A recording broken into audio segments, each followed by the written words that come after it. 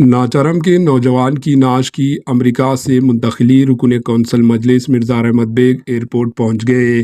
امریکہ کے کلیولینڈ میں ہلاک ہونے والے محمد عبدالعرفت نامی نوجوان کی نعش حیدرآباد لائی گئی۔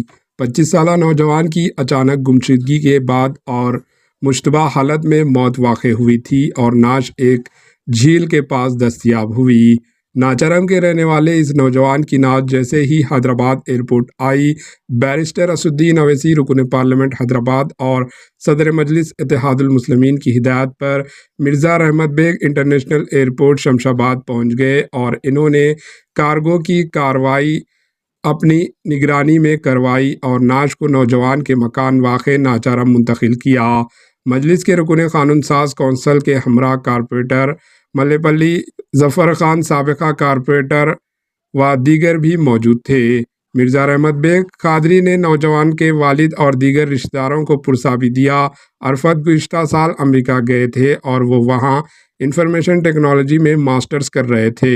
ان کے والد محمد سلیم پیشے سے ایک سینٹرنگ کانٹریکٹر ہیں۔ عرفت کی گمشدگی کے بعد ایک فون کال بھی رشتہ داروں کو موصول ہوا تھا، جس کے بعد پولیس نے تلاشی شروع کر دی، لیکن 8 اپریل کو ان کی نعش وہاں ایک تالاب کے پاس سے دستیاب ہوئی۔ Bureau report, AHN news. AHN news کو لائک کریں، شیئر کریں اور سبسکرائب کرنا نہ بھولیں۔